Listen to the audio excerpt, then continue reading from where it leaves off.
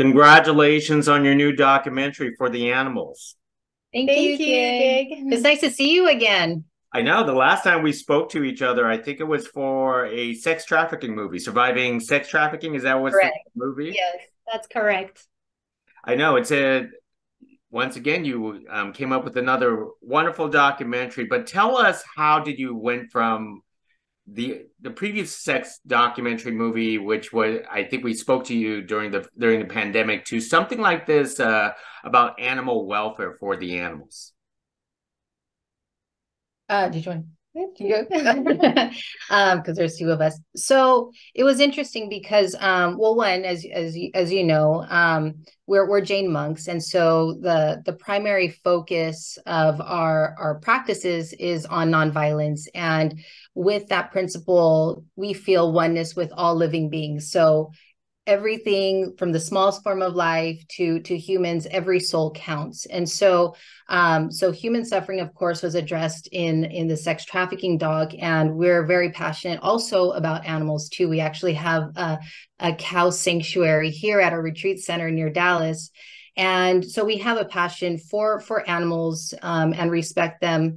And to have met Tena and Tama at one of our human trafficking events, we met at a luncheon, and we had learned about, just the crisis in Houston, and we couldn't even imagine, like, so many suffering animals were on the streets. And so actually, while we were releasing Surviving Sex Trafficking, we got involved in starting to work on For the Animals. And so it's just been amazing, just being able to work in both, kind of both directions, both helping humans and animals. Now, in the process of discovering about Tina and Tama, how did you convince them to be a part of this documentary, or was it their idea? I think for a long time, they've been thinking of ways to really strategically change the situation for the animals in Houston. They have done everything that they've been able to do at this point to help them. And it had been in their mind to maybe make a film, raise awareness in another way. And when we connected at that anti-human trafficking event, we sat at the same table, and it was just, perfect timing. They told us that, what the problem was, and we were ready. We were completing surviving sex trafficking, and it just made sense for us to take on this project. And so it was, we wanted to make sure they wanted to do this for the right reasons. We wanted to make sure that they had a pure, intention with this project, because that's what we do. We want to make sure that whoever we work with, has the right intention. And so we met with them, we talked to them several times, and it just made sense to make this film. It was really moving, actually, when we asked Tina and Tama, like, what is the why behind your film? And you can kind of feel you feel like their tears through their writing, and it's just like, we need to make this film happen. And so it was the purity in their why that we're in it together. I find it fascinating because now covering this being your second film, I'm actually covered, that you managed to gather this emotional rawness. I mean, how do you pull that off? Getting the tears, the emotions from your subjects. I think as monks, we meet with a lot of people, and we have experience with counseling, but for filmmaking and these interviews, it's really creating a safe space, creating that trust, letting them know that there's no judgment, there's no right or wrong answer. Just be willing to be raw and to be vulnerable with us. And so for me, that's what I feel is important, to create that space of trust and safety to really be yourselves. Now, before we proceed further, Tina and Tama is part of a pet set. Could you tell us in your words what you viewed pet set as? Houston Petset, they have identified specific areas that they focus on to help the animals. So not only are they, helping the shelters, they're helping rescuers, feeders, the people that do the traps. I mean, they have very specific points on how they approach the problem. They do also legislation. They go at the top of government to make sure that there is enough laws that are protecting the animals. So they have a very strategic approach. I'm not sure specifically what all these points are, but they really are covering or trying to cover all aspects to help the animals in Houston. So for your production, how did you want to approach on filming Petset and Tena and Tama through this process? Say again, Gig? I didn't understand. How did you want to approach the filming process of your production? For us, just like our films, we kind of go in organically. We don't go in with a set agenda, like we're going to this is going to be the storyline and have it formed. It's really filming Tena and Tama and what they do, and through going to the streets with them, and they're constantly on the phone. It's like, even if you want to do an interview, they're answering their phone because they can't stop. They love the animals. They're trying to help someone help a dog get rescued, or somebody needs funding for a neuter or spay surgery or something. So it was only natural to bring in Houston Petset because this is the organization they volunteer at. They're co-presidents, and so it kind of just organically came into like, well, let's follow them around. Mm-hmm. Besides just working on the streets, what are they doing strategically? What do the board meetings look like? What do the team meetings look like? And then that's where you get to see kind of like the inner workings of Houston Petset. How long did you follow them around? I'm assuming this was all done post-pandemic? Yeah, so we started production, I think it was December of 2022, 2021. Mm-hmm. 21.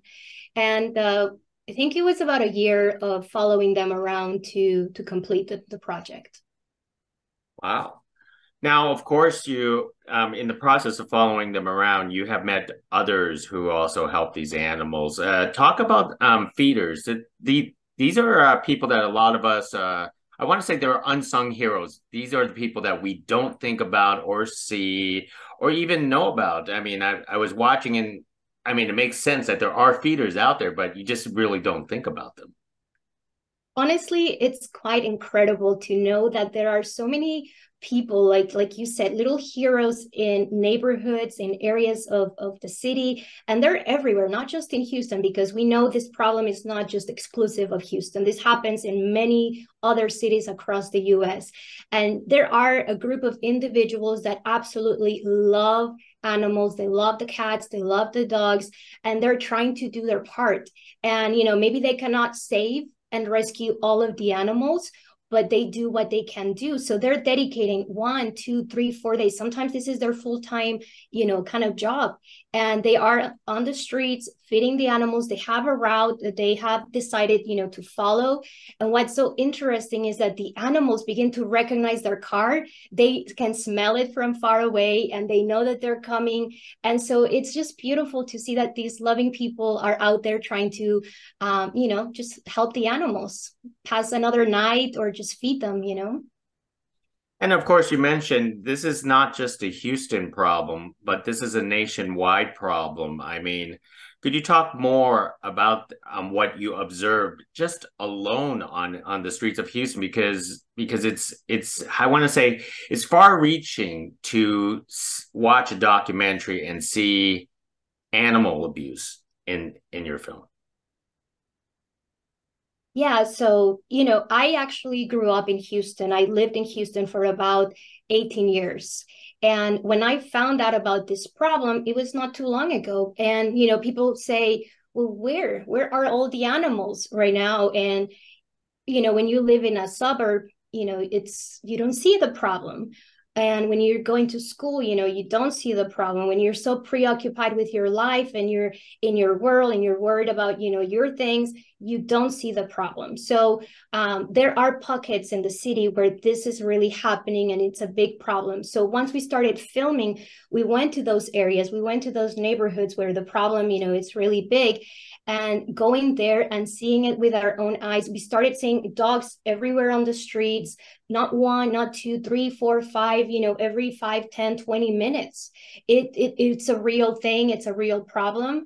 Going to the homes, from the outside, seeing the condition of the animals in chains, in the heat or in the cold, and just sitting outside, with no water, with no food.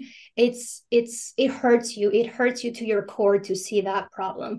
And you're right. This is not just in Houston. The abuse in the U.S., when you look at the numbers, 10 million animals die from abuse every single year in the U.S. alone. 10 million animals. When you look at the numbers of, how many animals are killed, Texas is number one. All of these animals dying. California is number two. It's, we have to be asking the questions. Why is this happening? Why and where? I think it's very important to know this. How about bringing these subjects of other shelters into and other organizations into your documentary? Why was that also important for your film?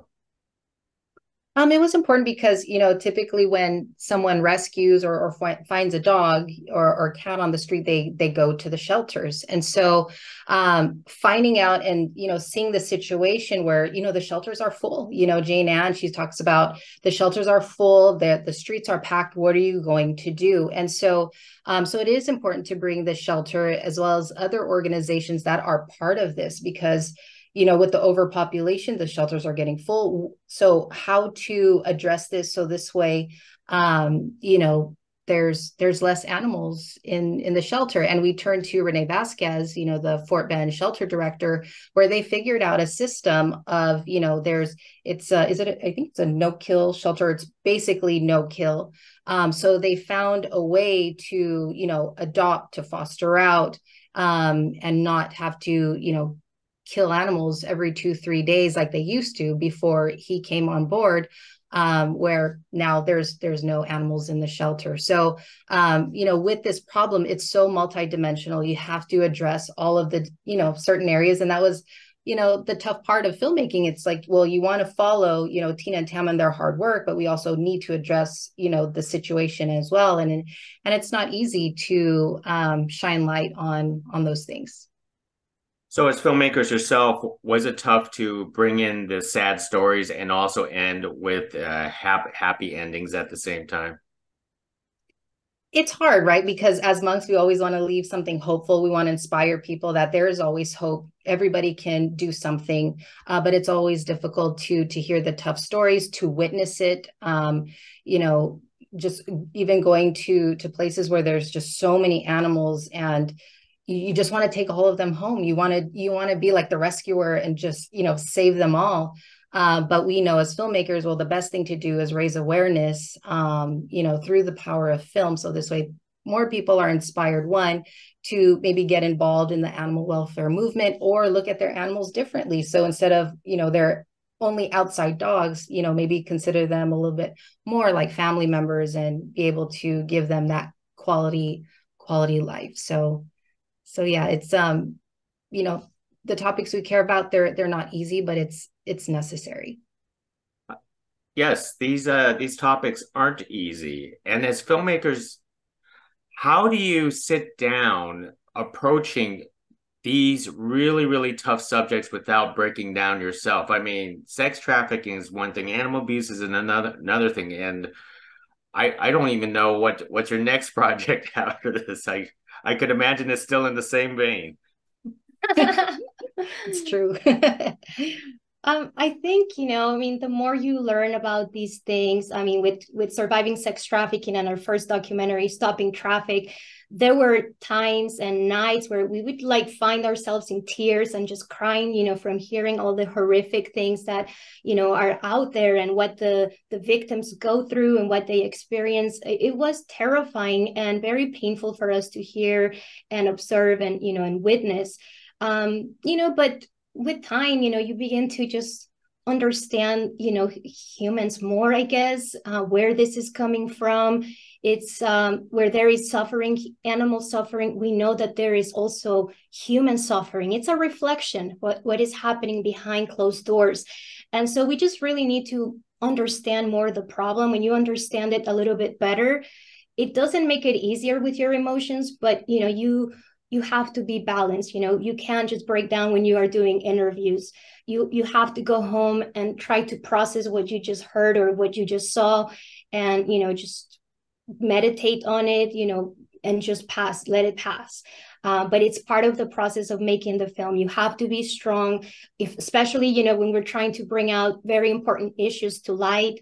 You have to hold yourself and put yourself together, I guess. And at the same time, as monks, we're also trying to shine light on the truth, and truth is bitter too. So through our practices, I think we continue to try and find our balance through the issues, but it's part of our kind of life's work to shine a light on the dark things that most don't want to talk about. Now, this being your sophomore documentary, is filmmaking of documentaries getting easier for you as you go along? I think so. I mean, in the very beginning, we yeah. still consider ourselves, just we didn't go to like NYC or like those kind of film schools. It's just really driven by passion, and we still have to do the research. With our first film, Stopping Traffic, even figuring out like, well, how do we set up lights? How do we set up cameras and all of these things? But definitely now that our third film is complete, we feel a lot more comfortable and confident. And what's been great is also developing a solid team to carry us through our films. And that's always a beautiful aspect of it as well. Wow. So you already have your third film under completion. Can you talk about it or give us what this? It's actually our fourth project. So so we have Stopping Traffic and Surviving Sex Trafficking. So those are our first two films. For the Animals is our third, and then our fourth, we're kind of in the ideation stage, you can say, of a docuseries addressing women's health. So again, it's a topic that's taboo and difficult to kind of bring to light, but again, necessary. Well, I do have to admire your courage of tackling these really, really tough subjects. But let us leave with one last thought. As audiences have a chance to watch your documentary For the Animals, what is the one most important take you hope they walk away with after viewing your film? I think everybody can make a difference. Everybody can do something to help the animals, and it's just finding what is it that moves them, what is it that they can do, what is it that with their skills or knowledge or resources, what is it that they can do to support and help solve this problem, because we now know that this problem is solvable. So what can we do, each person, how can we help solve the problem? Well said. Well, hey, congratulations for your new documentary For the Animals. Thank you for carrying this conversation with us, and it's a pleasure meeting you both once again. And I mean, thank you, Gagan. Yeah, we hope people will watch it. It's going to be available on Amazon Prime Video, Apple TV, starting July 28th. So hopefully people will watch it. They will, especially if they love animals. This is a definite one to watch. Thank you very much. Appreciate it. Thank you.